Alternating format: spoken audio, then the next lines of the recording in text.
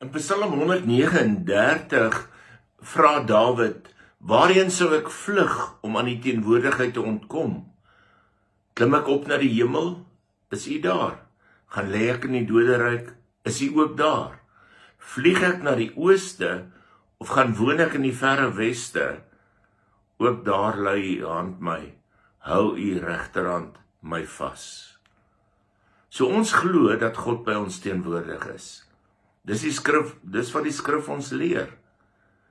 Maar dit is nie so eenvoudig nie. In elk geval nie vir my nie.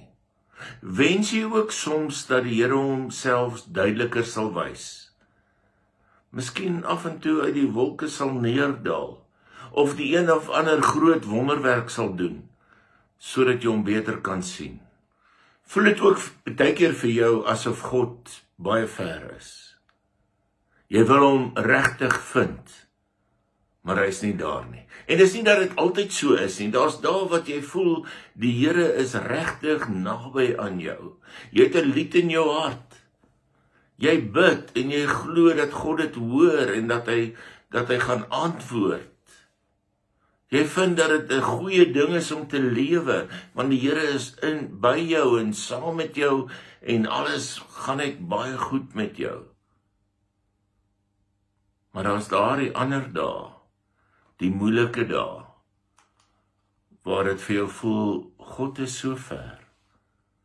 Ek wil hom vind, maar hy's moeilik om te vind. Het jy al by tye gebid, en dan voel dit vir jou gebede gaan nie verder as die plafon nie. Of die keer toe jy 'n belangrike besluit moes neem, en jy vra die Here, jy wil regtig doen wat hy wil hê jy moet doen, en jy het niks gehoor nie. Of daardie kere wat jou maag so inklem van vrees en van angs, en jy vra die Here om vir jou vrede te stuur, maar die pyn het gebly.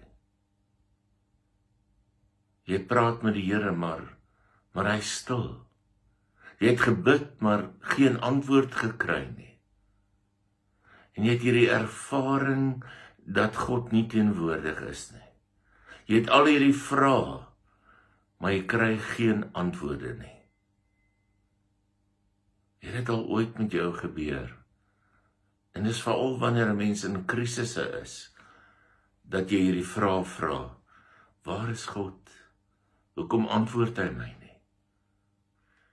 Ek wil vandag baie mooi vir jou vra, moenie ophou glo dat die Here by jou is nie.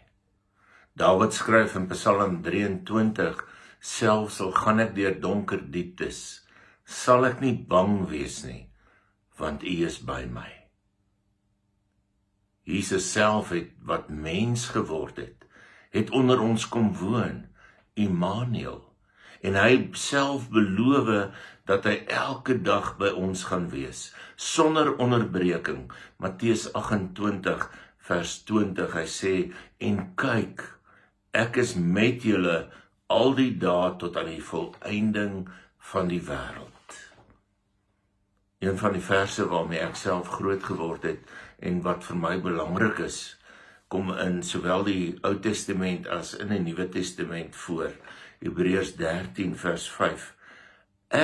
God self sê, ek sal jou nooit verlaat nie, jou nooit in die steek laat nie.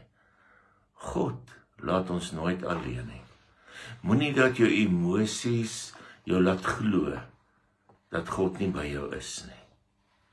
Moenie dat jou omstandighede vir jou voorskryf en vir jou vra, maar waar is jou God nie?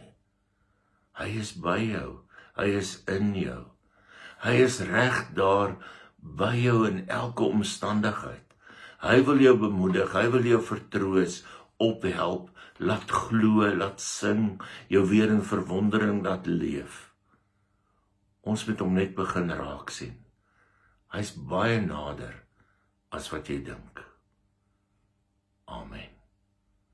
Here, dankie dat ons kan weet dat U Immanuel is, God by ons.